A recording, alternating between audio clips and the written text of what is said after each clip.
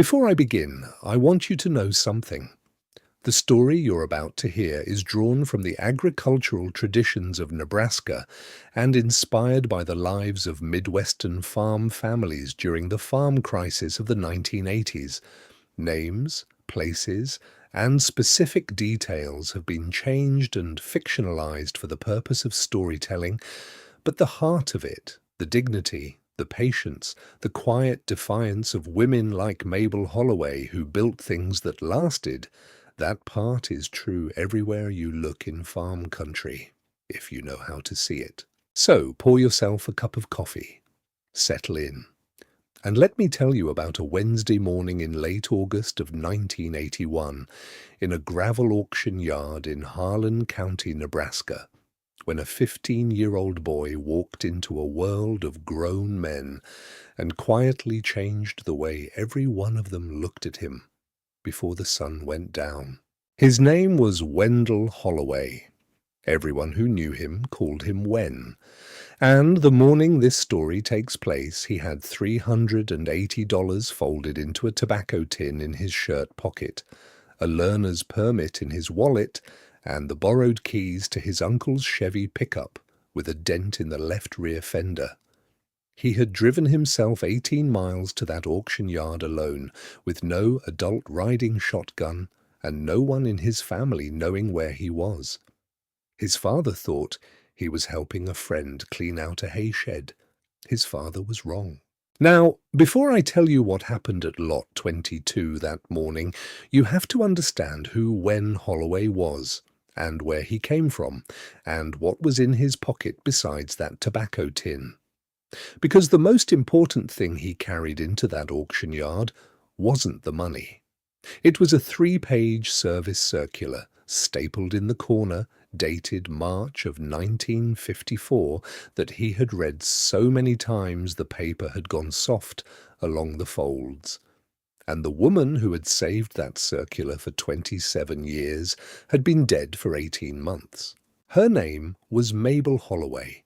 She was Wen's grandmother. And before this story is over, you're going to know her almost as well as Wen knew her himself. Because Mabel is really the one this story is about. Wen just happened to be the boy she chose to leave it all to.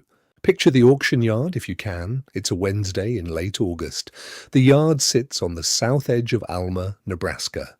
2 football fields worth of crushed gravel laid out behind a low cinder block office with a hand-painted sign that says Harlan County Equipment Auctions. The morning is already hot. By noon it'll be 92 degrees with no shade and no breeze.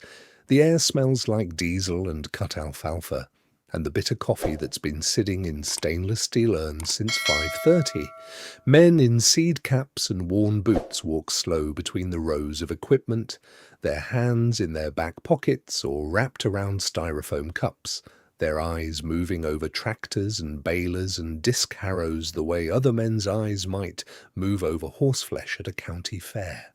There are 71 registered bidders that morning. Most of them are in their 50s and 60s. Many have been buying and selling iron in this part of Nebraska since Eisenhower was in the White House. They know each other by first name, by the trucks they drive, by the farms their fathers ran before them. And scattered around the edges of the yard, leaning on tailgates and chewing toothpicks, are the onlookers, men who came not to buy, but to watch. Because at a country auction, the show isn't always at the gavel. Sometimes the show is watching somebody make a fool of themselves in front of God and everybody. When Wen Holloway pulled into that yard at 8:07 that morning, the show, as far as most of those men were concerned, had just arrived. He was small for his age, not weak, not soft, but lean, the kind of lean that comes from working hay all summer and growing into your bones too fast. He wore a clean blue work shirt with the sleeves rolled to his elbows, dark jeans, and the brown leather boots his grandmother had bought him for his 13th birthday, the last birthday she'd seen. Clipped to his belt loop was a compression gauge. In his back pocket was a folded carpenter's rule, the kind that opens in 6-inch sections. In his hand was a steno pad, blank except for the first page, where he had written one line in pencil, Lot 22, 1951, Massey-Harris 44, front end. He stepped down from the Chevy, closed the door gently. Gently, mind you, the way his grandmother had taught him to close every door he ever closed, and walked toward the registration table. And from across the yard, near the cinder block office, a tall man in a faded green Stetson and a clean white shirt watched him come. The man's name was Cyrus Penrose. Cyrus was 62 years old that summer, an implement dealer out of Alma whose family had been in the iron trade since before the Depression. He had been buying and selling old machinery for 35 years, and there was almost nothing he hadn't seen come through a yard like this one. Almost nothing. Cyrus turned to the man standing next to him, a younger dealer named Burdett Schaffer, and he said it loud enough for half a dozen men to hear. "Well, look at that. Somebody's son out playing farmer. His daddy must have sent him in to hold a spot. Anybody got a number for the Holloway place? Boy might have wandered off the Ferris wheel." A few men laughed. Burdett Schaffer laughed loudest, partly because he meant it and partly because Cyrus Penrose had said it, and that was the kind of laugh that had to come. Another voice from a different group called out, "Let me guess. He's going to buy that pretty green John Deere over on Lot 31 because it matches his eyes." More laughter, louder this time. The kind of laughter that ripples outward in a yard like that one, travelling from group to group, picking up volume. Wen kept walking, his ears had gone hot. He could feel them, he could feel the eyes on his back. And every instinct in his 15-year-old body told him to turn around, get back in that pickup, drive 18 miles home, and pretend he had never come. Instead, he reached up, ran one hand along the brim of his cap, the way his grandmother used to do when she was thinking, and he kept walking.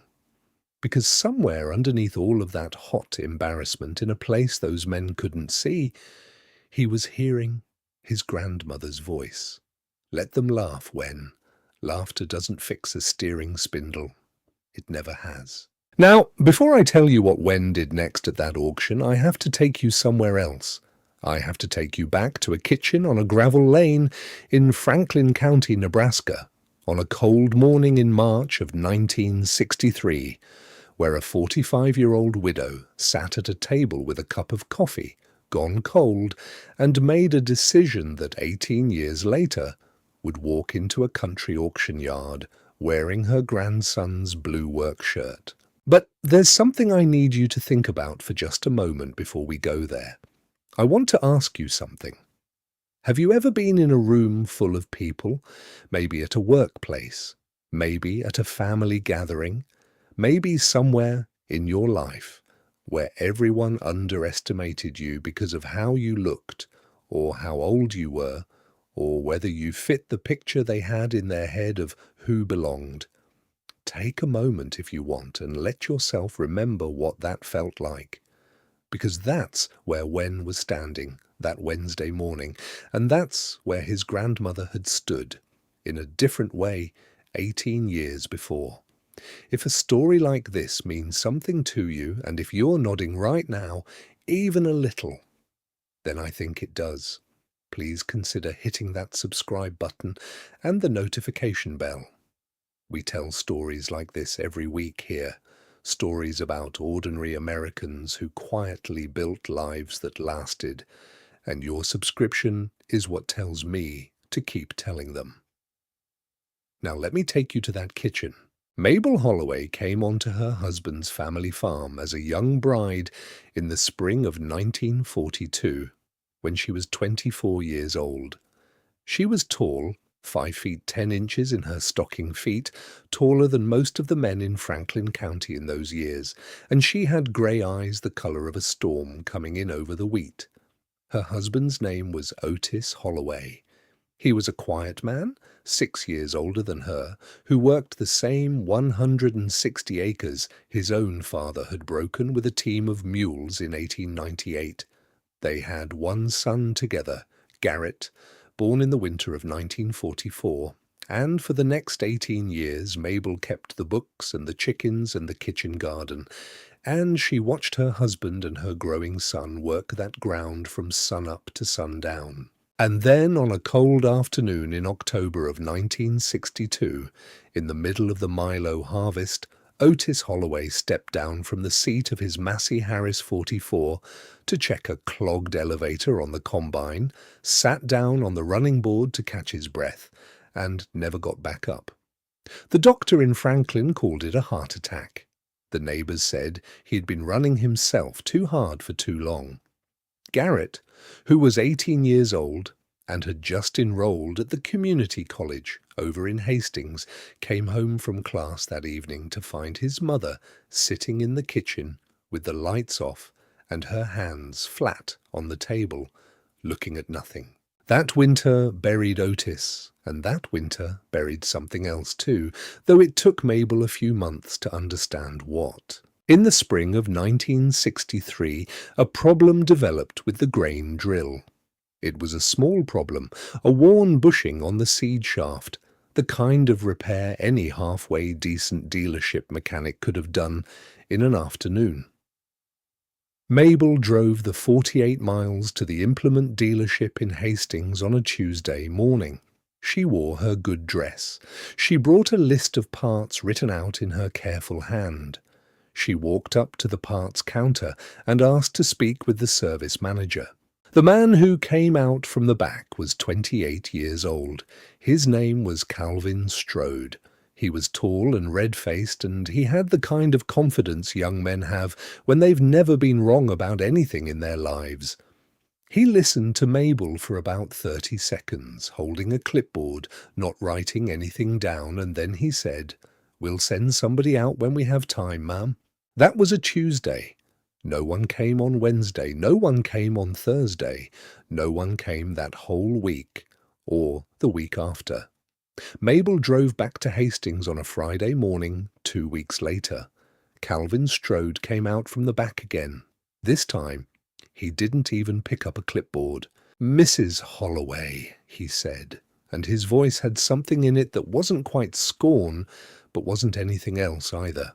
"I've been thinking. You might want to consider selling that ground. Farming's a hard life for a widow. I know some folks in Hastings who'd give you a fair price." Mabel did not raise her voice. She did not cry. She did not show Calvin Strode anything at all. She thanked him, walked out to her truck, drove the 48 miles home, and sat down at her kitchen table with a cup of coffee that went cold while she was thinking. And by the time she stood up from that table, she had decided two things. The first was that she was not selling that ground. The second was that she was never going to ask Calvin Strode or any man like him for help with her equipment again. The first winter was the hardest, and Mabel never told anyone how hard it was. She set up a card table in the corner of the shop, next to the steel cabinet she had bought used at an estate sale in McCook, and she put a kerosene heater under the table and a thermos of black coffee on top of it, and she sat there at night after the supper dishes were done, with the service manuals open in front of her and a yellow pencil in her hand. She underlined. She made notes in the margins. She copied diagrams onto graph paper she bought at the 5 and dime in Franklin, the way a high school student copies a textbook. She did not have a teacher. She did not have anyone to ask. What she had was a manual that had been written by men in Toronto in 1949 in language that assumed the reader was a trained dealership mechanic, and she made herself, page by page, into the reader those men had assumed. She took the carburetor off the Massey-Harris in February of 1964. She had never taken a carburetor off anything in her life. She laid newspaper across the workbench. She laid the bolts out, in the order they came out, in a line on the newspaper, the way the manual had said to.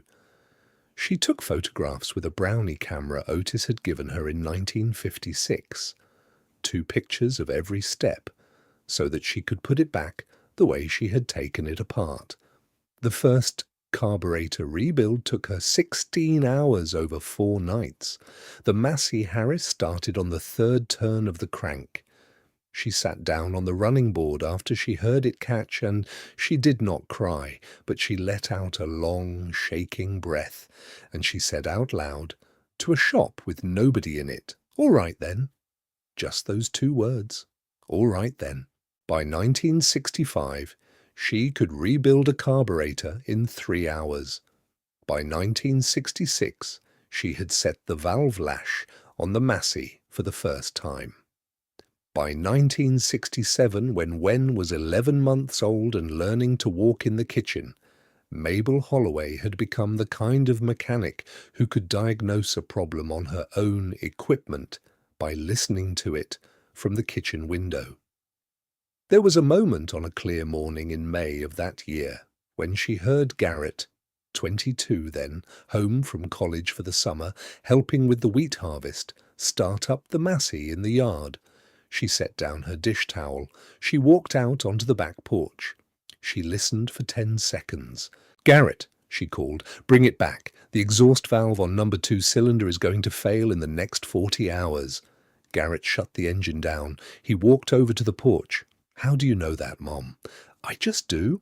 She rebuilt the head that afternoon. The valve had a hairline crack across the seat.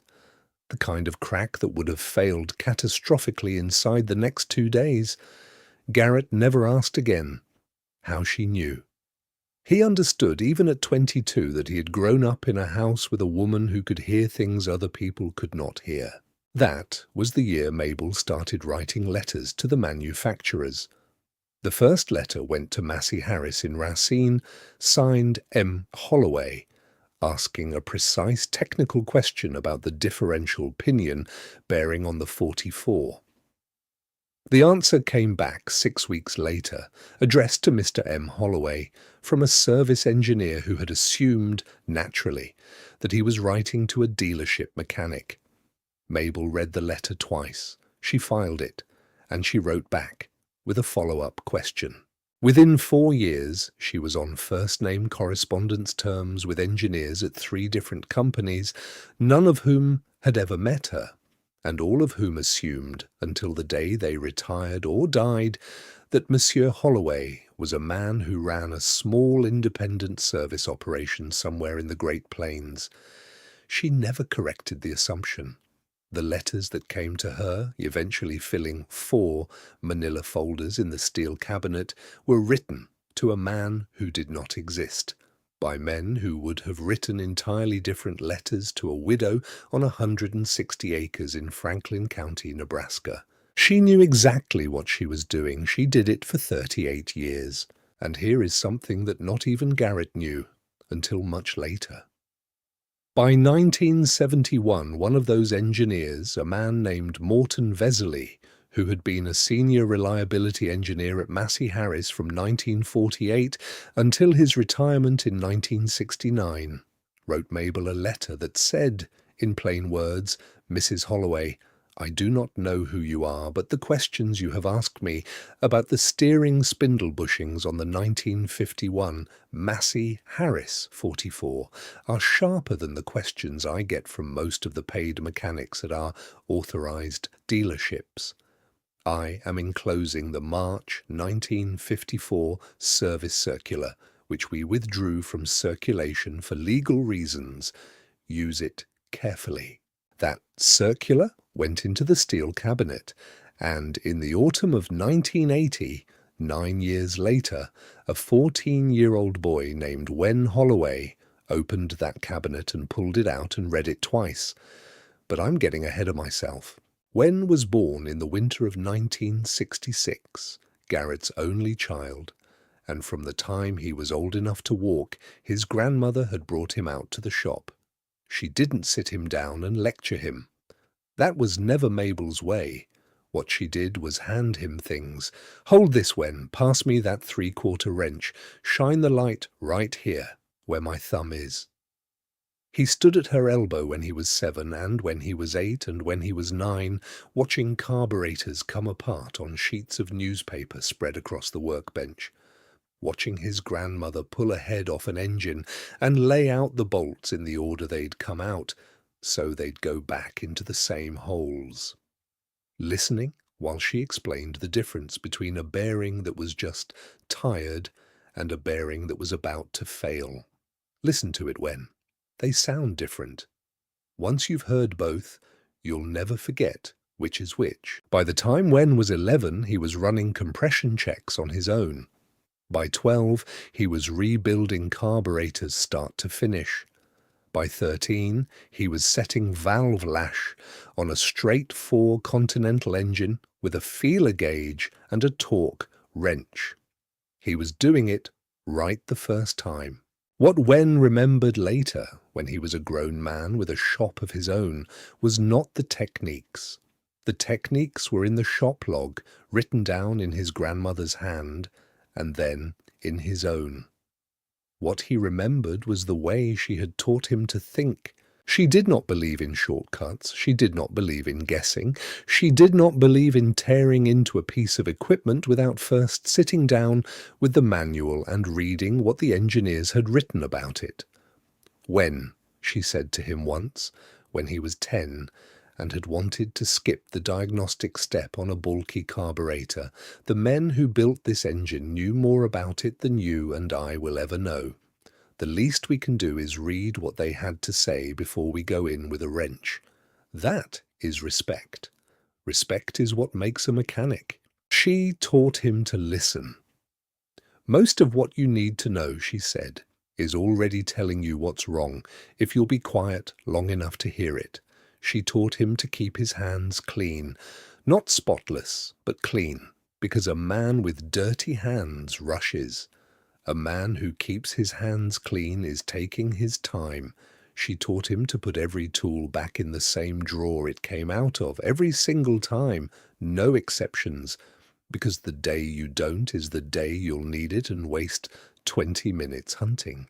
She taught him to write everything down, every diagnosis, every measurement, every torque value.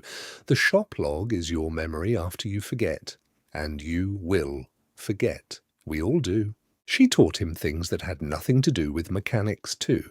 She taught him that the only money a person ever truly owns is the money they have already paid off. Debt is somebody else's hand on your shoulder when. You don't want any hands on your shoulder you didn't choose to put there. She taught him to be polite to strangers. She taught him to take off his cap indoors. She taught him that when somebody underestimated him, the worst thing he could do was argue with them. Let them be wrong when their being wrong is not your problem to fix. Your problem is to do good work. Do that, and the rest will sort itself out. She did not believe in talking about her own difficulties. In all the years Wen worked beside her, from the time he was 7 until the morning of her funeral, she mentioned Calvin Strode exactly twice. The first time was when Wen was 9, and he asked her why she always read the dealer circulars at night instead of taking machines into Hastings to be fixed. She said, "Because a long time ago a man at the dealership in Hastings made a decision about who I was. I have spent the rest of my life making a different decision." That was all she said. He did not understand it for years. The second time was the week before she died, when she was already very weak and could no longer get out of bed. She called Wen into her room. She had something in her hand, a small, folded piece of paper. She gave it to him. "What's this, Grandma?" "It's a name, a man in Hastings. Don't go look him up, just keep it. Someday you'll find it again, and you'll know what to do with it." He unfolded the paper after he left her room. It said, in her hand, Calvin Strode, Hastings IH Dealership, Spring 1963. He kept the paper for 19 years before he understood it. In the autumn of 1979, Mabel got sick. The doctor in Franklin called it pancreatic cancer. He said 5 months, maybe 6. He was almost exactly right. She died in her own bed on a clear, cold morning in late January of 1980, with Wen sitting in the chair beside her, holding her hand. She was 62 years old. He was 13. When the will was read in the lawyer's office in Franklin a week later, Mabel had left Wen 3 things, and only 3 things, out of everything she owned. She had left him the oak tool chest that had stood in the corner of the shop since 1947. She had left him the shop logs, every repair she had ever made, written out in her careful hand, going back to the spring of 1963. And she had left him the entire contents of the steel filing cabinet in the corner of the shop. All of it. Every manual, every catalogue, every dealer circular, every letter from every retired engineer. Pinned to the top of the oak tool chest was a single piece of paper, no bigger than a postcard, with 2 words written on it in her handwriting. Use them. That was all. No instructions, no explanations, just use them. Now, here is the part of the story I want you to hold on to, because it explains why Wendell Holloway was driving himself to an auction in secret 18 months later, and why his father didn't know. Garrett Holloway loved his mother, loved her deeply, the quiet way men in farm country love their mothers, in a way they often can't say out loud. But Garrett had spent his entire childhood watching that woman work herself to the bone, on a farm that broke its men and broke its women in equal measure. He had watched her drive to Hastings in the spring of 1963 and come home with red eyes and a set jaw. He had watched her teach herself, alone in that shop, year after year, to do work that should have been somebody else's job. He had watched men in town look right past her at church and at the co-op and at the feed store, the way men look past a woman whose competence makes them uncomfortable. And by the time he was 30, Garrett had decided one thing, more firmly than he had decided anything else in his life. He was not going to let his son live that life. Garrett had gone to Hastings, to that community college, then to a 4-year school, and he had come home not to farm, but to teach. He taught vocational agriculture at the high school in Franklin. He understood farming, and he respected it. But he had made his peace with not living it, and he wanted Wen to have choices. College choices, out-of-state choices, the kind of choices Mabel had never had. So in February of 1980, 2 weeks after Mabel's funeral, Garrett walked out to the shop, looked at the tool chest and the filing cabinet and the workbench his mother had used for 38 years, and he turned out the light, locked the door, and told Wen, in a voice that was not unkind but was not negotiable either, that the shop was closed. Wen was 13. He didn't understand.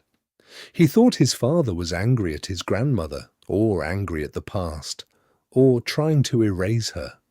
He didn't understand then that what his father was doing was the only kind of love he knew how to give. For the next 18 months, from February of 1980 through August of 1981, Wen lived a quiet double life. By day he was a good son, a good student, a boy who rode his bike and worked on the school newspaper and helped his father stack firewood. By night, after his parents were asleep, he went to the shop. He had a key he'd never given back. He worked by flashlight, with the curtains drawn over the small south window, and he did exactly what his grandmother had told him to do. He used them. He didn't try to learn everything. He picked one machine, the 1951 Massey-Harris 44, that had been sitting under a tarp at the back of the shop since 1979, the same tractor that Mabel had bought used in 1952 and kept running for 27 years. He learned that one tractor cover to cover, every bolt, every bushing, every bearing, every quirk. He read the shop log entries his grandmother had written about that exact machine going back to 1963. He read the manufacturer's service manual. He read the parts catalogue, and one cold afternoon in October of 1980, he opened a manila folder labelled MH44 steering and front axle and pulled out a 3-page document stapled in the corner, dated March of 1954. He read it through once, then he read it again, slower. The document described, in the careful technical prose of a 1950s engineer, a defect in the steering spindle bushings on the 1950 and 1951 model years of the Massey-Harris 44. The bushings, the document said, had been cast from a brass alloy that was softer than the engineering specifications had called for. After 15 to 20 years of use, those bushings would wear unevenly. And when they wore unevenly, the front axle would settle at an angle, a lean, a cant. The front end of the tractor would sit visibly crooked.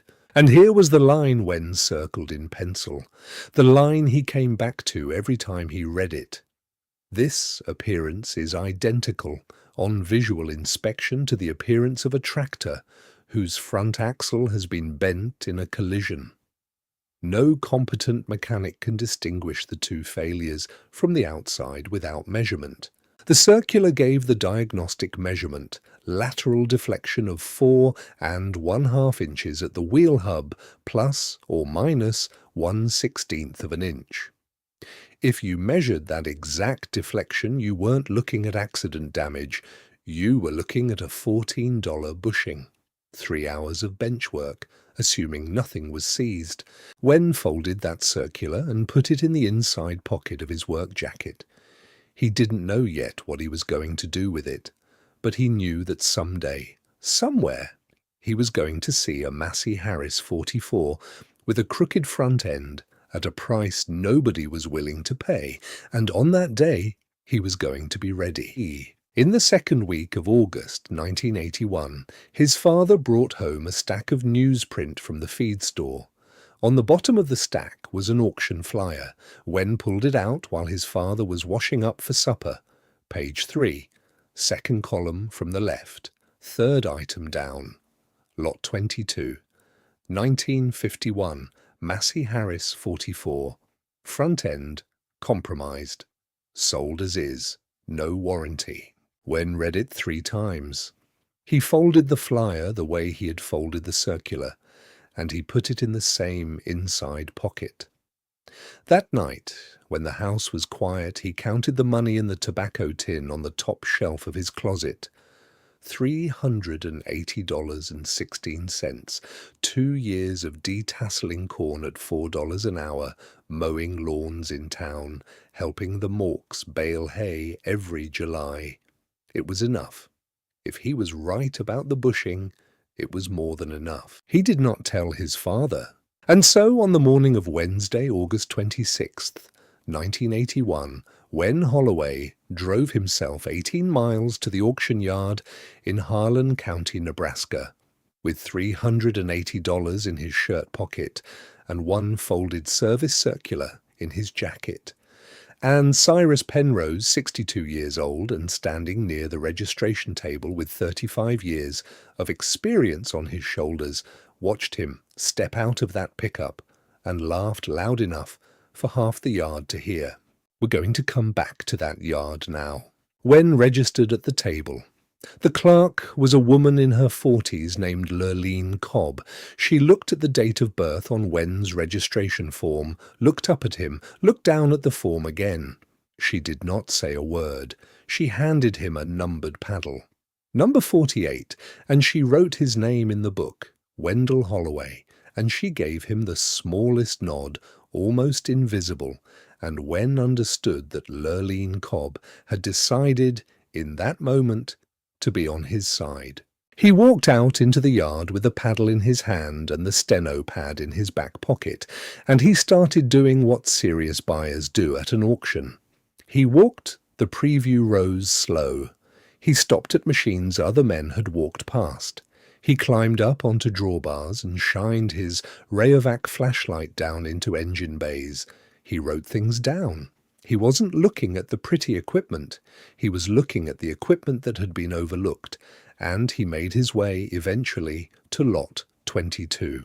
The Massey-Harris 44 sat in the third row from the back, between a tired old IH disc Harrow and a Farmall H that had clearly been sitting in a barn for a decade. The Massey's red paint had faded to a dusty pink. Its rear tyres were cracked, but still holding air. Its hood had a dent where someone had dropped a wrench on it years ago, and its front end, the part everyone noticed, sat at a visible angle, a cant, a lean. The kind of crooked you could see from 40 yards away. Wen stood in front of it for the first time at 20 minutes to 9. He took out his steno pad. He took out his folding rule. And he got to work.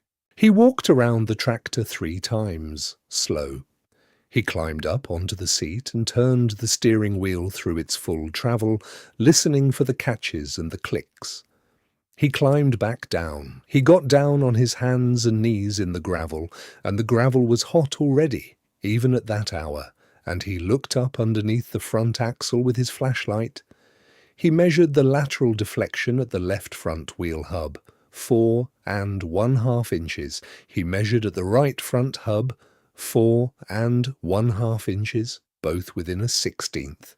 He pulled out the compression gauge from his belt and pulled the spark plugs one by one and rolled the engine through with a hand crank and read the numbers off the dial. 95, 92, 94, 93 pounds. Honest compression for a 30-year-old tractor. The top end was sound. He spent 26 minutes on lot 22, and while he was on his hands and knees in the gravel, a shadow fell across him. He looked up. The man standing over him was about 45, heavy-set, wearing a clean flannel shirt and a gold pinky ring.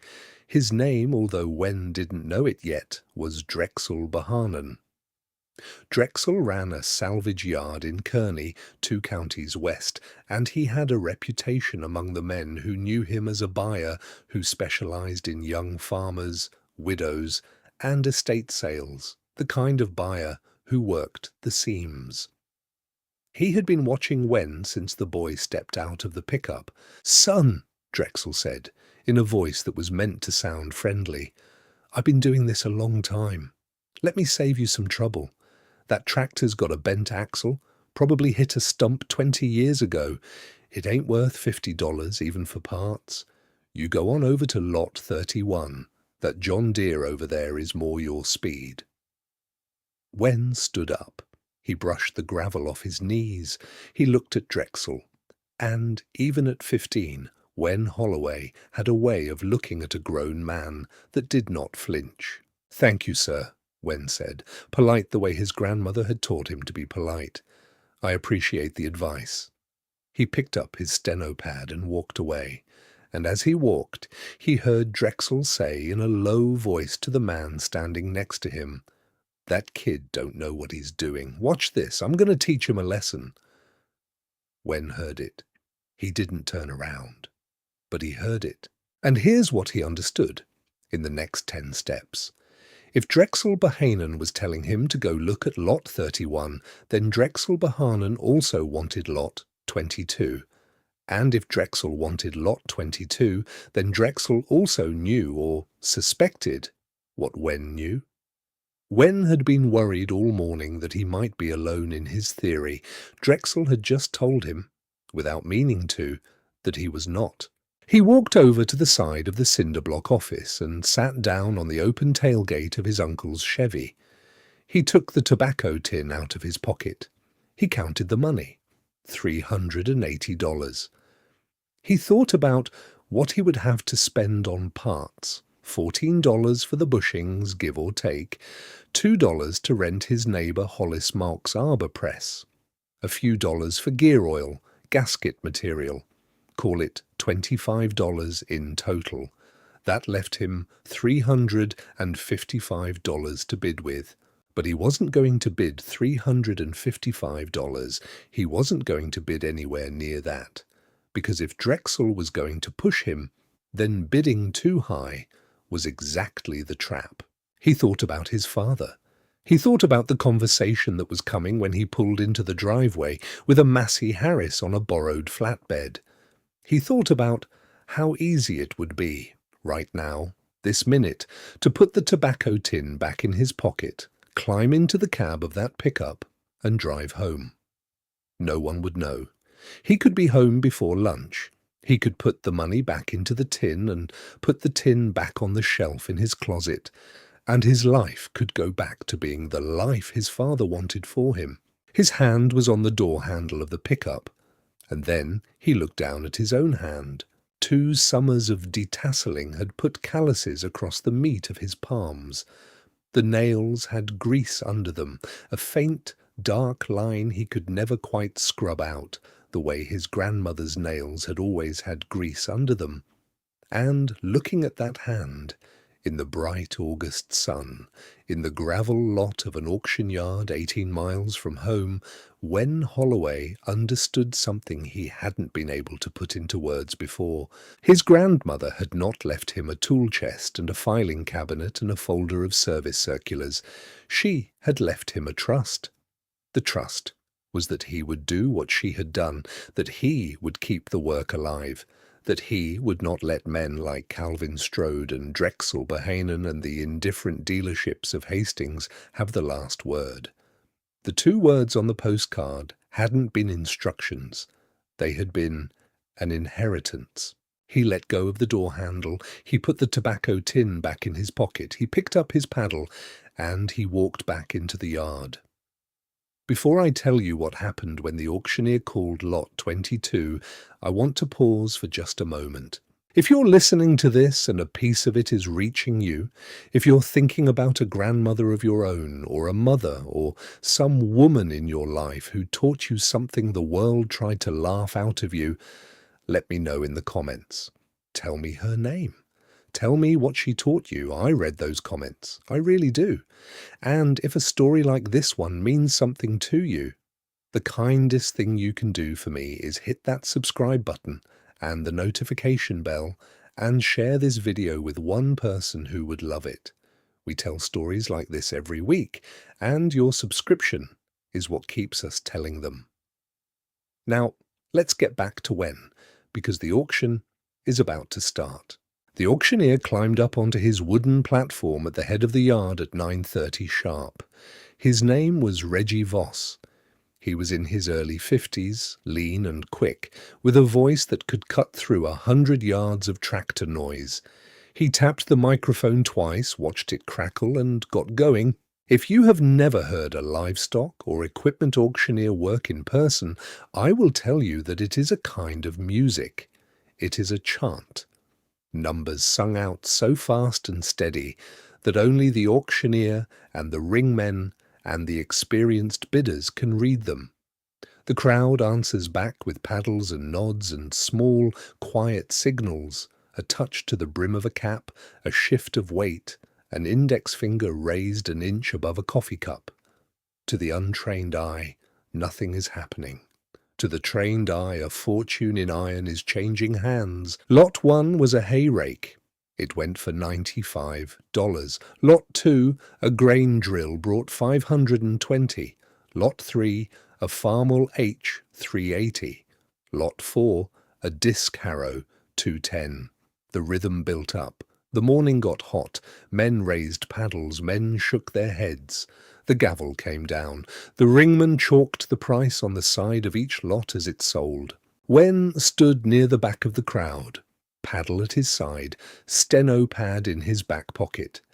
He didn't bid on lot 5 or lot 9 or lot 14. He didn't even raise his paddle when a clean little John Deere bee went through at $220, and a couple of the men around him noticed that and thought it was strange because that bee was a steal at $220. But Wen wasn't there for a John Deere bee. Cyrus Penrose, watching from the back, noticed it too. The boy had discipline. That surprised him. At 10:15 in the morning, Reggie Voss looked down at his clipboard, cleared his throat, and called lot 22. The two ringmen pushed the Massey-Harris 44 out into the open by hand, in neutral, because nobody wanted to start it and drive it. The crooked front end was visible to every eye in the yard. Reggie read the description in a flat, plain voice.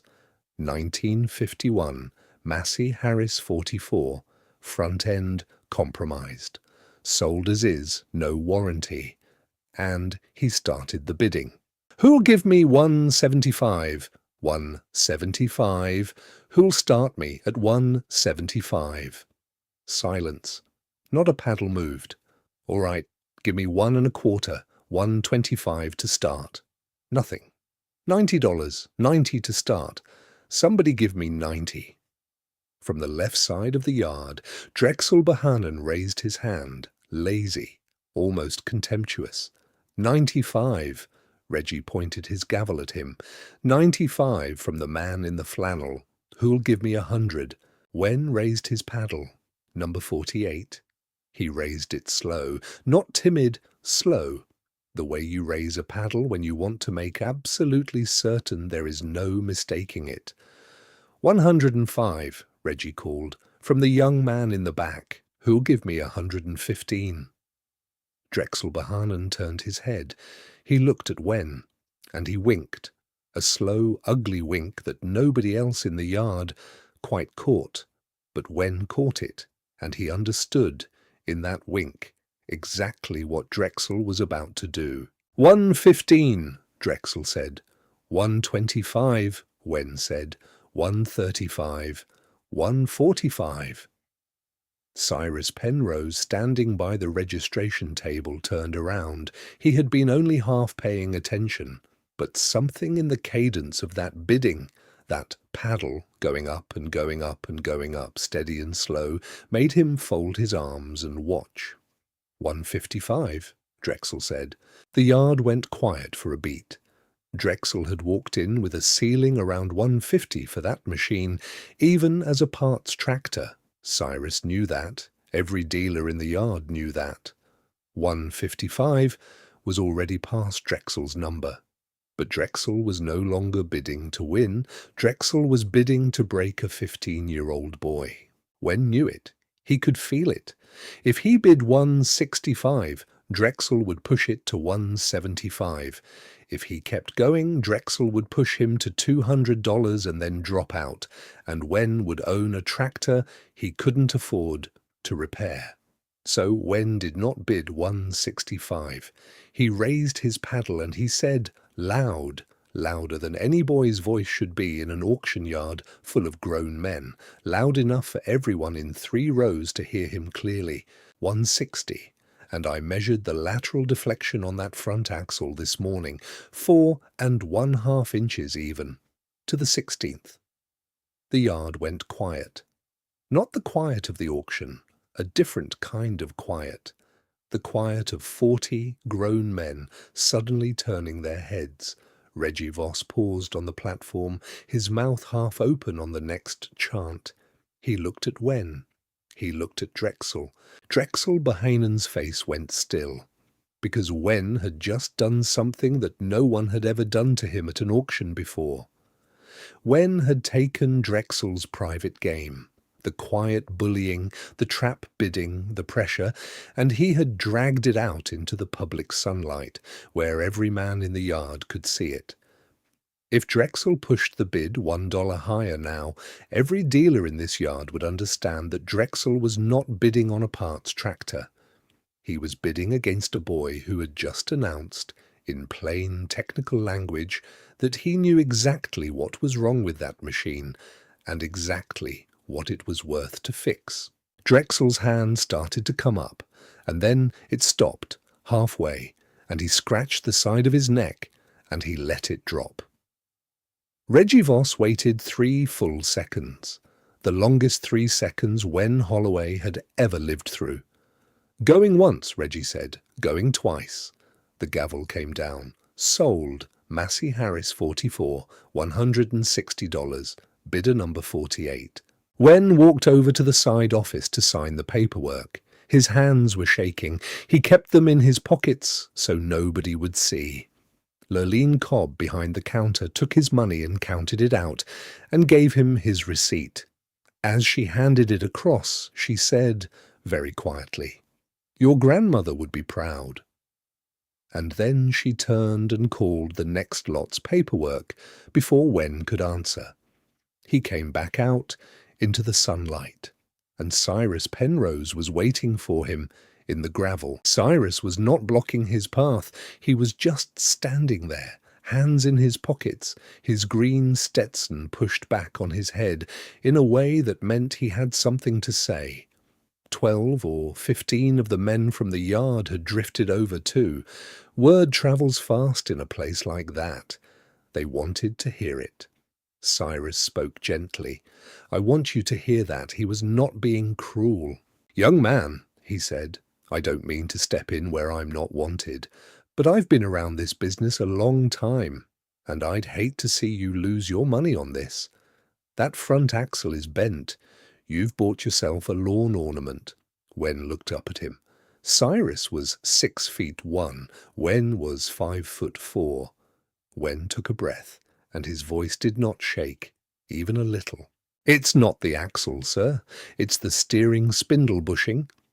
The 1950 and 1951 Massey-Harris 44s had a known defect in the spindle bushings. Soft brass, wears unevenly after 15 or 20 years. From the outside, it looks identical to a bent axle, but it isn't. The diagnostic measurement is 4 1/2 inches of lateral deflection at the wheel hub, plus or minus a 1/16. I measured it this morning, 4 1/2 inches even. Cyrus blinked, slowly, once. "And what's it going to cost you to put it right?" he asked. $14 in parts, sir. About 3 hours of bench work if nothing's seized." You could have heard a pin drop in that gravel. Cyrus tilted his head. "And where, son, did you learn all that?" "My grandmother, sir, Mabel Holloway, out of Franklin County." Cyrus Penrose stood very still for a moment, and then he tilted his head back and let out a breath that was almost a laugh, but not quite. It was something gentler than that, something closer to recognition. "Mabel Holloway," he said, "I sold your grandmother a baler in 1968. Toughest customer I ever had. She made me drop the price twice and throw in the belts." And then Cyrus Penrose, 62 years old, 35 years in the trade, stuck out his right hand to a 15-year-old boy in the gravel of the Harlan County auction yard. Wen took it. And that was the first handshake. But this story is not over, because Wen Holloway still had to get that Massey-Harris home. He still had to pull the front end apart and find out with his own hands whether his grandmother's filing cabinet had told him the truth. He still had to walk into the kitchen and tell his father what he had done.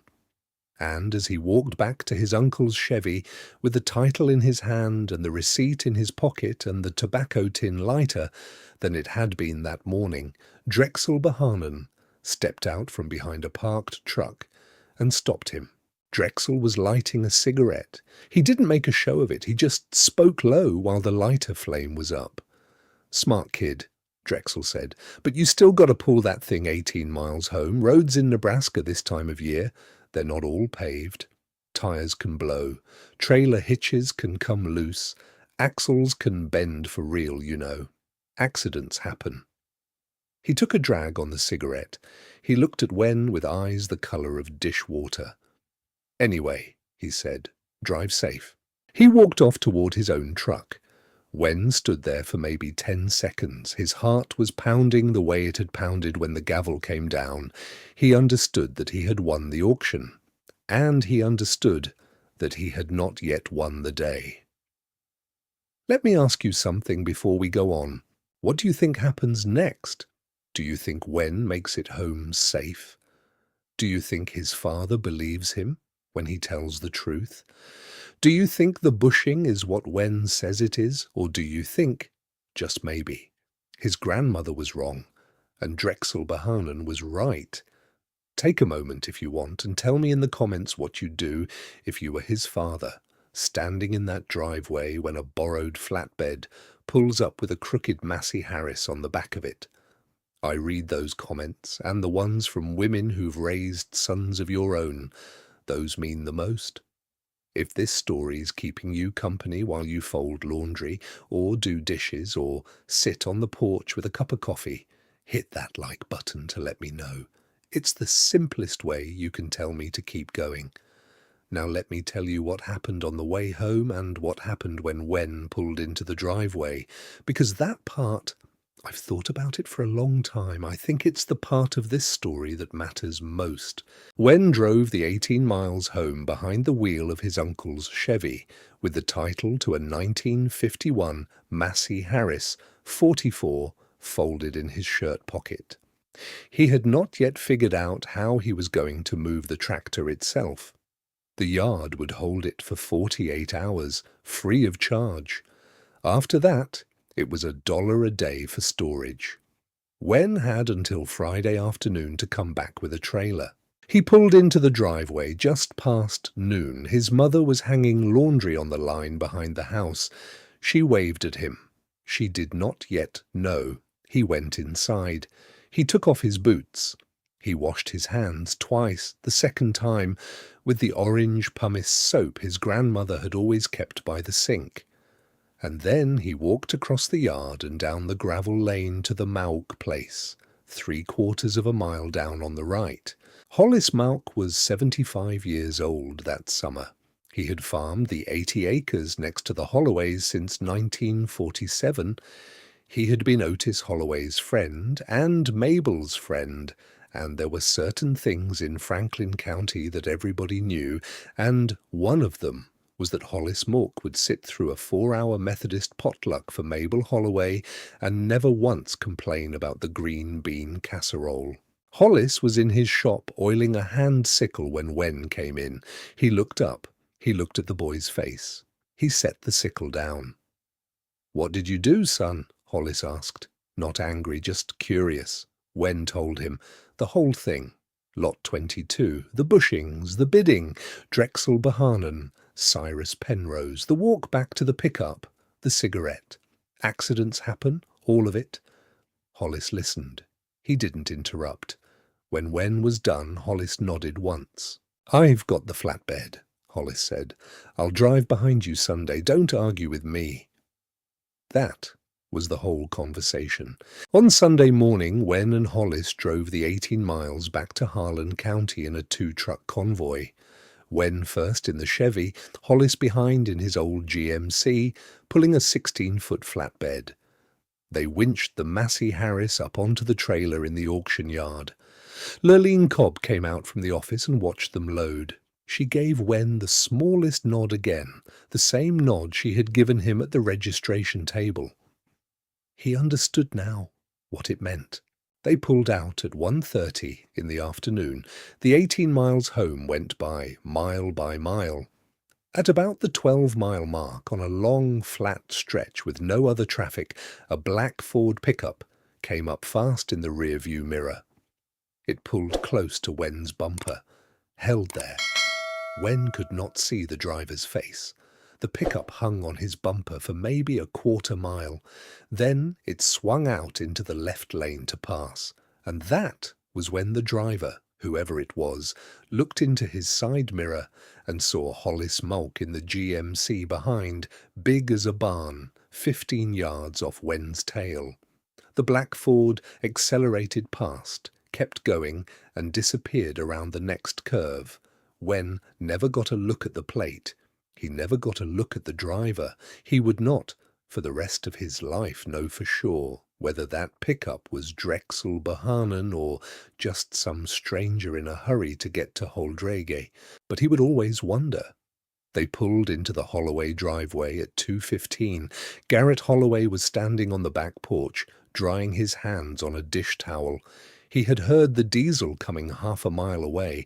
He saw the flatbed first. Then he saw the Massey-Harris, and his face went the color of wood ash. Hollis nodded at Garrett through the windshield. He didn't get out. He backed the flatbed into position, watched Wen and his father unload. The Massey rolled off slow on its own wheels, the front end leaning the same as it had in the yard. And as soon as the tractor was on the gravel, Hollis tipped his cap at Garrett, said, "I'll come around for the trailer Tuesday," and drove away. He understood that the rest of this conversation was not for him. Wen and his father stood in the driveway 10 feet apart, looking at the Massey-Harris. Garrett spoke first. His voice was very quiet, which was worse than yelling. "Wen, where did you get that money?" "My tin, from detasseling, and the Mark Hay job." "Where did you get the truck?" "Uncle Roy's. He said I could borrow it for the morning." "Does Uncle Roy know what you did with it?" "No, sir." Garrett closed his eyes for a long second. "And the tractor?" "Auction in Harlan.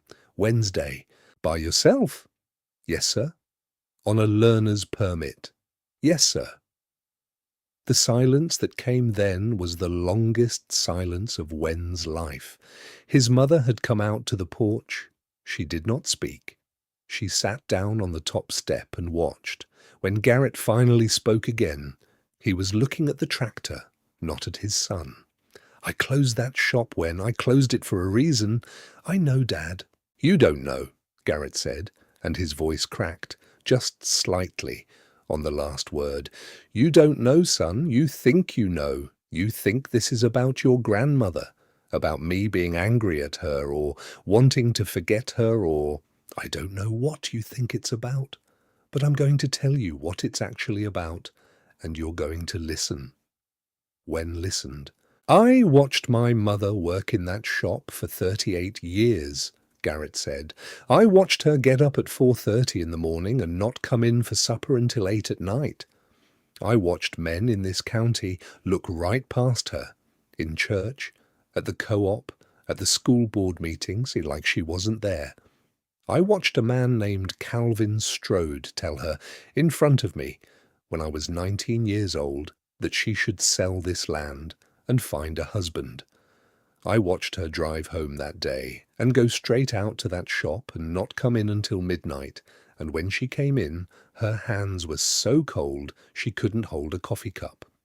And I decided that day, I decided then, that no son of mine was going to have a life that hard, not if I could help it, not if I had any say in it at all." He turned and looked at his son for the first time. "And then, you go and do this, on a learner's permit." Wen did not look down. He had not yet, in his 15 years, ever raised his voice to his father. He raised it now. "You closed her shop, Dad. You locked the door, and you tried to make it like she didn't exist anymore, but she left it to me. The chest, the cabinet, all of it. She wrote 2 words on a card, Dad, and pinned it to that chest. Use them. 2 words. And you locked the door. So I'm asking you, what was I supposed to do?" Garrett opened his mouth, closed it. His wife, Wen's mother, Eula Holloway, stood up from the porch step. She walked across the gravel. She put one hand on her husband's shoulder and the other hand on her son's shoulder, and she said, in a voice that was not loud but was not negotiable either, "Garrett, the boy did the work. Let him finish it." Garrett looked at her. He looked at his son. He looked, for a long moment, at the Massey-Harris. "You have 1 week," Garrett said.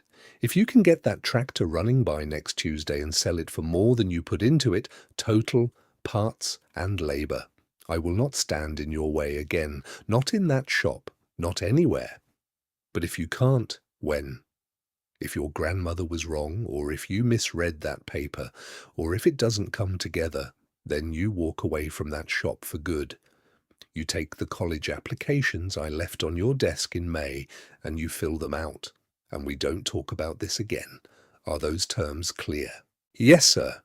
"Then go to work." Garrett walked into the house. He did not slam the door. He closed it carefully, the way men in farm country close doors when they have just said something they cannot take back. Eula Holloway squeezed her son's shoulder just once and followed him in. Wen stood alone in the driveway with a 1951 Massey-Harris 44. He pushed it into the shop himself, the shop he had not been allowed to open in 18 months. He unlocked the door with the key he'd never given back. He turned on the overhead lights, 3 bare bulbs, hanging from the rafters on twisted black cord, and the shop came to life around him for the first time since his grandmother had died. The smell hit him like a hand to the chest. Old motor oil, pine sap from the workbench, the faint, sweet smell of the orange pumice soap by the sink, the smell of his grandmother. He stood there for a moment in the doorway and let himself feel it. He stood in the doorway of that shop for a long time. He had not been allowed inside for 18 months. He had been inside many times anyway in the dark, by flashlight. But he had not been inside in the daylight, with the south window curtains open and the 3 bare bulbs on, and his hand on the latch as if he had every right to be there. Because now he did. His father had said the words, "Go to work." The shop was exactly the way she had left it. That was the strange part. Garrett had not changed a thing. He had locked the door and turned out the light and walked away, but he had not put a single tool in a different drawer. He had not moved the kerosene heater.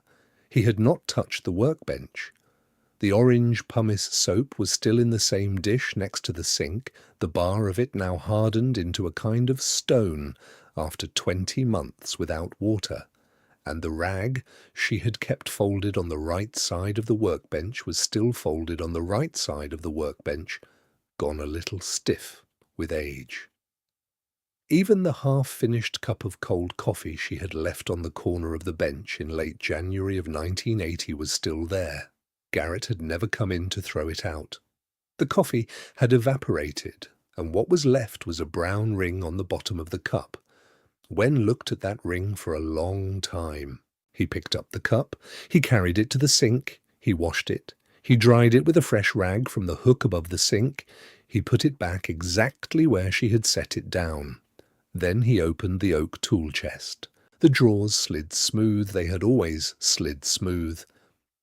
He pulled the second drawer from the top, the drawer where she kept the inch wrenches, and he selected the 3/4 open-end wrench, the one with the slight nick on the handle from the time she had dropped it in 1971. He had used that wrench 100 times. It fit his hand exactly the way it had always fit hers. The handle was worn down on one side, where a thumb had pressed against it for 30 years. He laid the wrench on the workbench. He laid out the rest of the tools he was going to need. He spread a section of newspaper across the bench the way she had taught him. He set out a clean rag for the bushings. He set out the jackstands. He set out the drop light on its long extension cord, and he hung it from the hook in the rafter directly above where the front of the Massey would sit. And before he started, he did one more thing. He walked over to the steel filing cabinet in the corner. He opened the drawer marked MH 44, steering, and front axle. He pulled out the manila folder. He took out the March 1954 service circular, the one Morton Vesley had sent to her in 1971. And he laid it open on the workbench, weighted at the corners with 2 small wrenches, so that he could read it while he worked. He stood back. He looked at the shop. The Massey on the jackstands, the newspaper across the bench, the drop light glowing softly above, the circular open in the lamplight, the oak tool chest with its drawer pulled, its tools laid out in the order he would use them. It was the way she would have set it up. He had not had to think about it. His hands had simply done what her hands had always done. He picked up the 3/4 wrench. He climbed down onto the creeper. He rolled himself under the front of the Massey-Harris. He went to work. He set the Massey up on jackstands. He pulled the front wheels. He pulled the hubs. He worked under a drop light with a long extension cord, lying on his back on a creeper that had Mabel Holloway's name painted on the underside in white house paint. He measured. He photographed nothing. There were no cameras in that shop, but he wrote everything down in his steno pad. in the same numbered format his grandmother had used in her shop log. Step 1, Step 2, Step 3. The old bushings came out of the spindle housings with the kind of soft resistance that told him everything. Soft brass. Worn unevenly. Exactly what the March 1954 circular had described. Exactly what Morton Vesley had written about in his letter to his grandmother in 1971. He held one of the old bushings up to the drop light and turned it slowly in his fingers. The wear pattern was on the inboard side. The kind of wear pattern you get from 30 years of weight settling at an angle, not from one moment of impact. He almost laughed out loud. He didn't, because his father was in the house. But the relief that came through him in that moment, he felt his grandmother in it, all the way down to his hands. He drove 3 miles down the road on Wednesday morning to the Mauk place to use Hollis's old arbor press to seat the new bushings. He paid Hollis $2 for the rental. Hollis tried to wave him off. Wen put the $2 on the workbench anyway. Hollis didn't say anything, but he watched the boy work the press, and he stood there nodding the whole time. The new bushings cost $13.20 at the parts house in Hastings. Total. 1 bushing of the 4 turned out, on inspection, not to need replacement after all, which saved Wen $1.80. He set everything back the way he had taken it apart. He torqued every bolt to the specification his grandmother had written down in the shop log in 1957. 60 foot-pounds, check 3 times. It took him 2 hours and 50 minutes from start to finish. A little over his estimate on time, a little under his estimate on parts. On Tuesday morning, the 2nd day of September 1981, Wen Holloway climbed up onto the seat of the 1951 Massey-Harris 44, pumped the carburetor, set the magneto, and turned the crank. The engine caught on the second turn. It came alive with a deep, even 4-cylinder rumble. Chuck, chuck, chuck, the way Continental engines sound when they have been put back together by somebody who knew what they were doing. Wen sat there with his hand on the steering wheel and the engine warming under him, and he could feel the front end. It sat level. It sat true. He let out the clutch. He drove the Massey out of the shop, down the gravel driveway, past the house, 200 yards down the gravel lane, and then he turned and brought it back. The front wheels tracked straight, not a wobble, not a lean. His father was standing on the back porch with a cup of coffee in his hand. He had been standing there since Wen had started the engine. Wen had not seen him come out. Wen pulled the Massey to a stop in front of the porch and shut it down. The engine ticked once, twice, 3 times, and was quiet. Garrett Holloway came down off the porch. He walked once around the tractor, slow. He ran one hand along the hood. He bent down at the front end, looked underneath, stood back up. He did not speak. He walked over to where his son was sitting on the seat of the Massey. He set his coffee cup down on the running board. "Wen," he said. "Yes, sir." "Your grandmother would be proud." Wen Holloway, 15 years old, sitting on a tractor he had bought with his own money and rebuilt with his own hands, started to cry. Not loud, just quietly. The first time he had cried since the morning of his grandmother's funeral, 18 months before. His father stood there beside him with one hand on his son's knee and did not say another word. They sat that way for a while, Wen on the seat of the Massey, Garrett standing next to him with one hand on his knee, the engine ticking down slowly in the September warmth. After a few minutes, Eula Holloway came out onto the back porch. She did not interrupt them. She stood at the rail and watched her husband and her son. She had a dish towel in her hand, and she was twisting it without realizing she was twisting it. After a long moment, Garrett looked up at her. He did not say anything to her either, but something passed between them, the way it passes between two people who have been married for 16 years, and Eula went back into the kitchen, and came out a few minutes later with 3 glasses of cold, sweet tea on a tray. She brought them down off the porch. She handed one to Garrett. She handed one to Wen. She kept one for herself. She sat down on the running board of the tractor. "Wen," she said, "tell me what you're going to do with it.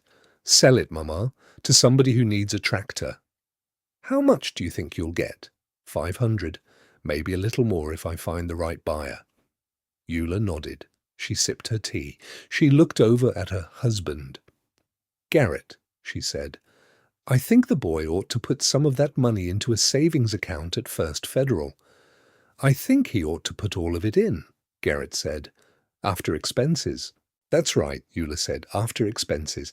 That was how the rule got made. There was no contract. There was no signed agreement. But from that afternoon forward, every machine Wen Holloway repaired and resold, every dollar he ever earned in that shop, went first into the account at First Federal of Franklin after expenses and stayed there until he had a use for it that his mother and father agreed was a use worth having. He never broke the rule in 15 years. He didn't have to. By the time he was 23 and ready to hang the sign, the account had grown enough to pay for a new roof on the shop and a second bay's worth of lumber and concrete, and a used Lincoln welder out of an estate sale in Hebron, and he still had $2,000 left. Hollis Malk came over that evening to bring back the chains he had loaned them for the unloading. He saw the Massey running clean in the yard. He looked at it for a long time without speaking. Then he turned to Wen, and he said, very quietly, "Your grandmother used to bring me sweet corn in August. I never could figure out how she knew the exact afternoon to pick it. Every year, the afternoon she'd walk over with that corn was always the afternoon it was perfect." He nodded toward the Massey. "She knew things, son. She just knew things." He drove home in the dusk. Wen finished his tea. He put the Massey back in the shop. He turned out the lights. He closed the door. He walked across the yard to the house where his mother had his supper waiting, and his father was already sitting at the head of the table with the newspaper folded next to his plate. Wen sat down. Garrett looked at him over the top of the paper. "Tomorrow," Garrett said, "you and I are going to drive over and tell Uncle Roy what you did with his pickup.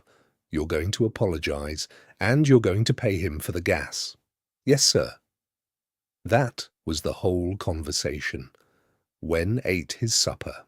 In the second week of October, a farmer named Otis Klemp drove up the gravel lane from Orleans, Nebraska. He had heard about the Massey from his cousin, who had heard about it from a neighbor. He paid Wen $525 for the tractor, cash. Wen counted it out twice on the workbench the way his grandmother had taught him to count cash at a livestock sale. Total cost, $160 at the auction, $13.20 in parts, $2 to Hollis for the press, diesel and oil, $4, $179.20, all in. Sale price, $525. Net profit, $345.80 on one tractor at 15 years old. The story got around the way stories get around in rural counties. Slow, and then everywhere at once. It got told over coffee at the co-op in Alma. It got told from the pews of the Methodist Church in Republican City. It got told at the feed store in Franklin and at the diner in Holdrege, and across the fence between farms on long August evenings when two men were fixing a post and had time to talk. Did you hear about Mabel Holloway's boy? Bought that crooked Massey at Harlan for $160, had it running in a week, sold it for $5 1/4. By Christmas of 1981, men Wen Holloway had never met before were driving up that gravel lane with problems on trailers behind their trucks, balers that wouldn't tie, combines with bad clutches, a 1946 Oliver 70 that hadn't run since the Kennedy administration, They would pull up in the yard and knock on the shop door, and Wen, 15, then 16, then 17, would come out wiping his hands on a rag, and they would tell him what was wrong. Most of the time he would nod and say, "Leave it a week." He always charged fair. He never overpromised. And he kept a shop log in the same numbered format his grandmother had used of every machine he ever touched. By the time he graduated from Franklin High School in May of 1984, that log had 11 entries. In February of 1982, just 5 months after Wen sold the Massey, a familiar truck pulled into the yard. Drexel Bohannon stepped out. He had a 1946 Oliver 70 on a trailer and an engine that wouldn't start. He had taken it to 3 other mechanics. None of them could fix it. He walked up to the shop door. Wen, who was 16 now, came out wiping his hands. They looked at each other for a long moment. Drexel did not apologize. That was not his way. But he did pull a $50 bill out of his shirt pocket and lay it on the fender of his truck. "That's a deposit," Drexel said. "If you can fix it, I'll pay another $200. Standard rate, no funny business." Wen looked at the 50. He thought about everything Drexel had done to him at the auction, and on the road home, and in the cigarette smoke after the gavel came down.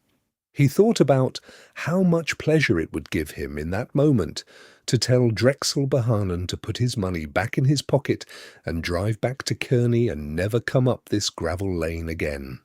And then he heard his grandmother's voice. "A good mechanic doesn't turn down honest work for personal reasons, Wen. That's how the dealer in Hastings did it to me. Don't be like them." He looked at Drexel. He nodded once. "Leave it a week," he said.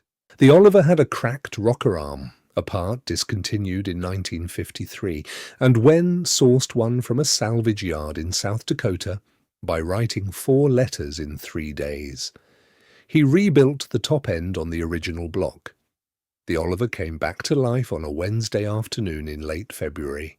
Drexel paid the full $200 without a word of complaint, picked up his receipt, and turned to leave. At the door of the shop, he stopped. He didn't turn all the way around. He spoke to the doorframe. "I had you pegged wrong, kid," Drexel said. "I'm not going to apologize because I'm not the kind of man who apologizes, but I had you pegged wrong. You're not somebody's son playing at this. You're a mechanic." He walked out. He drove away. He never came up that gravel lane again, but every February, for the next 11 years, he sent Wen a Christmas card from Kearney with no signature except a single capital D in blue ink. Wen kept every one of them in the top drawer of the oak tool chest. In March of 1982, Cyrus Penrose drove up the gravel lane himself. He didn't have a problem. He had a proposition. He had found a 1947 Alice Chalmers WD with a cracked head at a farm sale near Minden, and he had a buyer in Lincoln who wanted it running. Cyrus would put up the cost of the tractor and the parts. Wen would do the work. They would split the profit 50-50. They struck a partnership right there in the yard, the same way Mabel would have struck one. No paper, just a handshake. It was the second handshake. Wen graduated from Franklin High School in May of 1984. He had 11 repaired and resold pieces of equipment behind him. He had $2,140 in the savings account at First Federal of Franklin. His father stood in the gymnasium during the ceremony with a folded envelope in the inside pocket of his suit jacket. The envelope contained an acceptance letter from the agricultural engineering program at Lincoln, an acceptance letter Wen had earned without filling out a single application. A teacher in the agricultural extension office in Franklin, not his father, but a colleague of his father's, had quietly submitted a portfolio of the boys' repair logs and project work to the dean as a personal favor. Garrett never showed Wen that letter. After the ceremony in the gymnasium parking lot, he pulled it out of his pocket, looked at it for a moment, folded it back up, and slipped it into the inside pocket of his jacket. He clapped his son on the shoulder. He did not say anything. He didn't need to. Wen did not go to college. That was not the road. There was a quiet shift in the house on the gravel lane in those years, in the years after the Massey.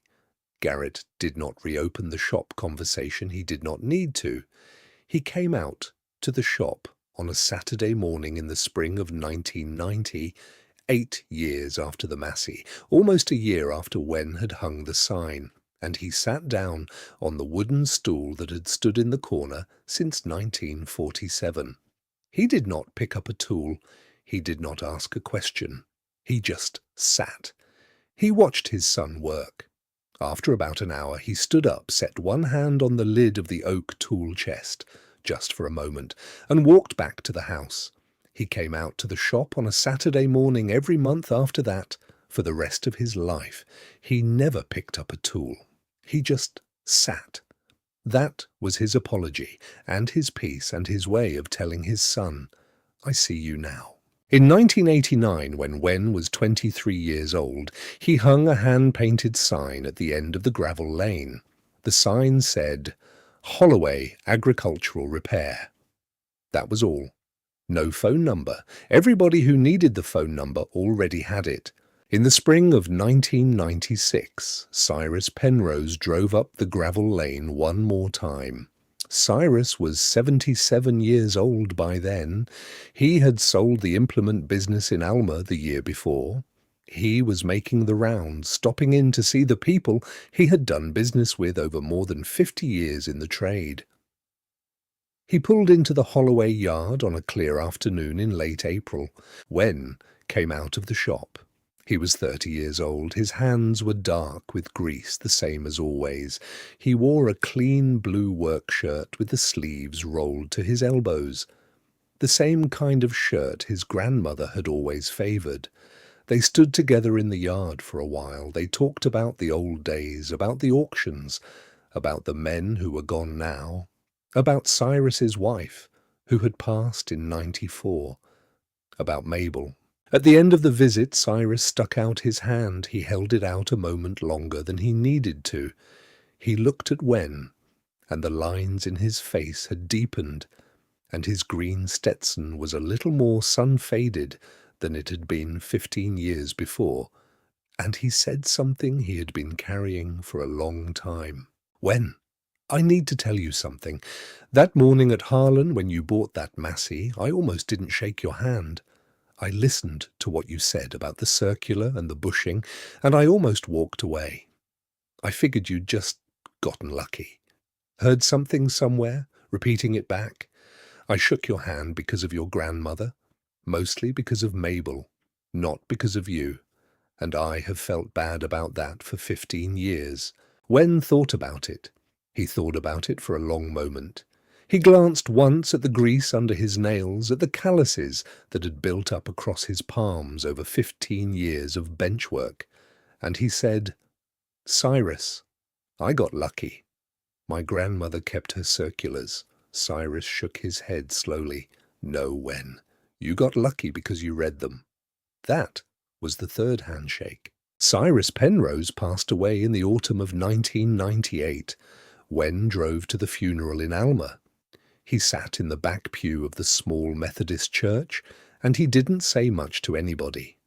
He left an envelope of cash on the kitchen counter at Cyrus's daughter's house, and for the headstone no note attached, and drove home in the dark. In the autumn of that same year, on a Tuesday afternoon in October, an old man pulled into the gravel yard at Holloway Agricultural Repair. He drove a worn-out F-150 with Saunders County plates. He stepped down stiffly. He was 63 years old, white-haired, with the kind of red face that had once belonged to a man who was sure of everything and had been quieter, year by year, ever since. His name was Calvin Strode. He had retired from the Hastings dealership in 1991, when the dealership had gone bankrupt in the long tail of the farm crisis. He had been farming a small piece of ground his wife had inherited, just enough to make ends meet. His old IH-706 had thrown a rod, and he had taken it to 2 mechanics, and neither one of them could find parts. Somebody had told him about a man up in Franklin County who could find parts for anything. He did not, at first, recognize Wen. He was looking at a man in his early 30s, lean and quiet, in a blue work shirt. He told Wen the symptoms. He asked if there was hope. "There's always hope," Wen said. "Leave it a week. What's your name, sir?" "Calvin Strode." Wen stood very still for about 3 seconds. "Mr. Strode," he said carefully, "my grandmother was Mabel Holloway, out of Franklin County." The colour drained from Calvin Strode's face. He stood there in the yard, in the long October light, and Wen watched him put 35 years together in his head all at once. Watched him remember a tall woman in a good dress walking up to a parts counter in the spring of 1963 with a list written out in her careful hand. Watched him remember what he had said to her. "Mrs. Holloway, you might want to consider selling that ground." Calvin Strode's eyes filled up. He didn't fight it. He didn't try to hide it. "I didn't," he started. He stopped. He cleared his throat. He started again. "I treated your grandmother poorly, son. I was 28 years old, and I was full of myself, and I did not know what kind of woman I was looking at. I have thought about her, off and on, for 35 years. I'd like to apologize. I know it doesn't fix anything, but I'd like to." Wen stood there in the gravel. He looked at the old man's red face and at the F-150 with its dented bumper and at the rusted IH-706 on the trailer. He thought about his grandmother sitting at her kitchen table in March of 1963 with a cup of coffee gone cold, deciding she would never ask a man like this for help again. And he thought about the small folded paper she had given him the week before she died, the one he had kept for 19 years, in the bottom drawer of the oak tool chest, without understanding what it was for. He understood now. She had not been giving him an instruction. She had been giving him a permission. You may forgive him when the time comes. You may. She had known somehow that the time would come. Wen reached out his hand. "Mr. Strode," he said, "she would forgive you. So I do. Bring the tractor up to the second bay. I'll start on it tomorrow." Calvin Strode shook his hand. He did not let go right away. When he finally did, he pulled out a handkerchief and wiped his eyes, and he turned and started slowly back toward his truck. At the door of the F-150, he stopped, and he turned. "Son," he said, "what would she have said if she could see this?" Wen thought about it. She'd have said, "Calvin, took you long enough." Calvin Strode laughed. It was a short, surprised laugh, the kind of laugh that comes out of a man who hasn't laughed in a while. He climbed into his truck and drove off down the gravel lane. Wen worked on the IH-706 for 9 days. He found a connecting rod through a salvage yard in eastern Iowa, sourced through a phone call from a man who had been one of Mabel's correspondents in 1974. He rebuilt the lower end on the workbench his grandmother had used. When Calvin Strode came back to pick up the tractor, he paid the bill in cash, and he stood in the yard for a few minutes looking at the shop sign, Holloway Agricultural Repair, in a way that suggested he was reading it for more than the words. "Son," he said, before he got into the truck, "I want to tell you one more thing. Your grandmother, I thought about her a lot after she came in that second time. I went home that night and I told my wife about it. I told my wife I had run a widow off, and my wife, God rest her, she said to me, 'Calvin, that woman is going to outlast you.' And she was right. Mabel Holloway is still here, in this shop, in what you're doing. in every farmer who pulls into this yard and gets help when nobody else would help him. She outlasted me, son. She outlasted the whole Hastings dealership." He shook Wen's hand again. He drove away. He sent a Christmas card every December for the next 4 years until he passed in 2002. The cards went into the same drawer of the oak tool chest as the unsigned cards from Drexel Bahanan. There was a quiet shift in the shop after that day. Wen could feel it, though he could not have said what it was exactly. It was as though something that had been hanging in the air of that gravel lane for 35 years, something his grandmother had carried in her shoulders without ever once setting it down, had finally been allowed to let go. Wen would stand in the doorway of the shop in the late afternoon light sometimes and feel his grandmother near him, and feel her for the first time, resting. He did not know how else to put it. She was no longer working. She had set the work down. He had taken it up. He thought, in the weeks that followed, about all the women like his grandmother, the women who had been told in 1963 or 1947 or 1925 or any other year of the long American century that they should sell what they had and find a husband. The women who had walked out to the parking lot and driven home and made a different decision. The women whose names were not in any book and whose work was not in any museum, and whose grandsons sometimes, not often, but sometimes, got the chance to finish the sentence those women had spent their lives writing. He thought about Lurleen Cobb at the registration table in Harlan County, who had given him the smallest nod in 1981 and the smallest nod again on the morning he came to load the Massey. He had heard, a few years later, that Lurleen had taken over the auction business when the previous owner retired. He had driven over to her yard in 1992 and shaken her hand. They had not talked about that morning in 1981. They had not had to. He thought about his own mother, Eula, who had sat down on the running board of the Massey on the day he started it and asked him what he was going to do with it. Eula had never run a shop.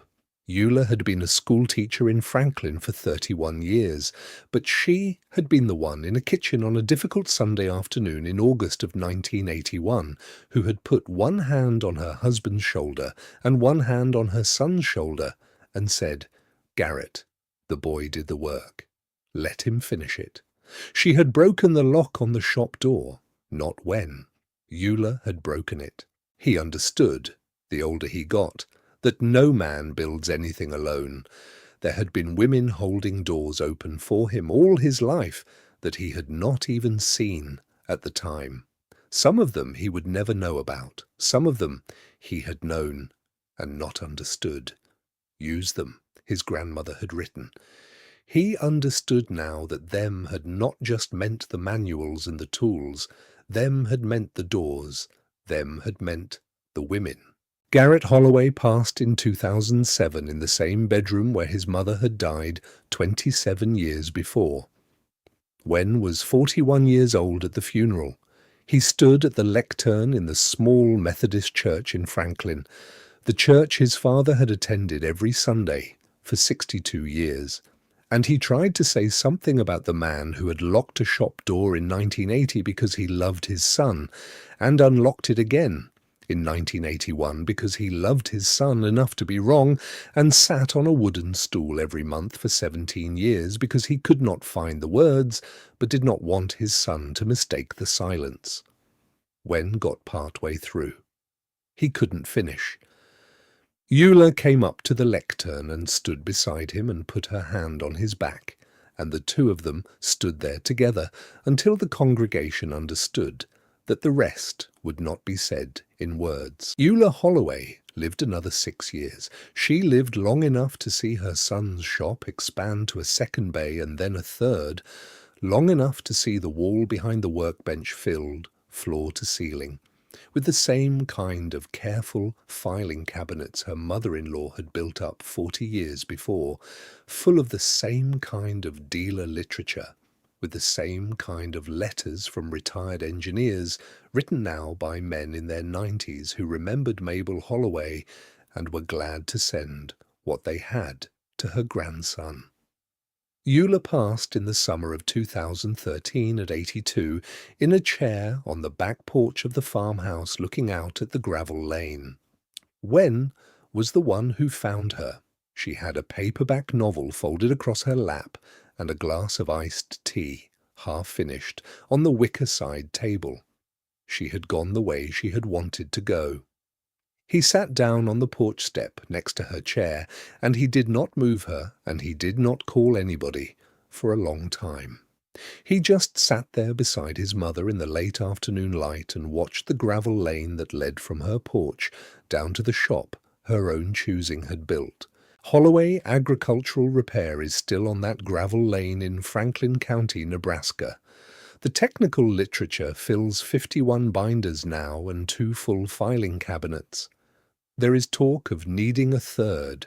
Every circular Mabel ever saved is still in there, in her hand-labelled folders, and every circular Wen has added in 45 years of practice is in there too, in his. In the middle of the main bay of that shop, right where the light from the south window falls across it on a clear afternoon, sits an oak tool chest. It was built in 1947. The drawers still slide smooth. The handles are worn dark, where 2 generations of hands have pulled them open.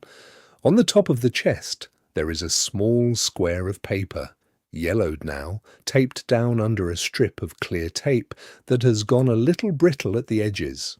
2 words, in careful handwriting. Use them. I want to leave you with one thought before I let you go.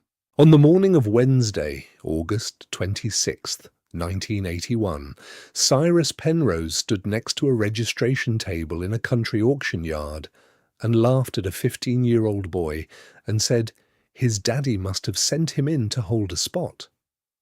45 years later, that gravel lane in Franklin County still leads to a shop where Nebraska farmers come when the dealerships in the new towns can no longer help them. Because a young widow at a kitchen table in March of 1963 made a quiet decision not to be told what she was, and because her grandson, in a cabinet she left him, in a folder dated March of 1954, found a paper that told him exactly what he was looking at. The world will tell you sometimes that the people who love you are gone. The world will tell you that what they knew is gone with them. The world is wrong about both of those things. Use them is not an instruction from a grandmother to a boy. Use them is the way love stays in the world after the people who built it have gone home. If this story reached you, if it made you think of a grandmother of your own, or a mother, or a woman who taught you something the world tried to laugh out of you, I would consider it a kindness if you'd leave her name in the comments below. Just her name, so that this corner of the internet, for a little while at least, becomes a kitchen full of women who are still being remembered. And if you'd like to hear more stories like this one, stories about ordinary American lives, quietly built and quietly lasting, please consider subscribing and ringing the notification bell and sharing this with someone who would love it. We tell a new story every week. We will be here next Wednesday. Until then, take care of yourselves and take care of the people who taught you what you know.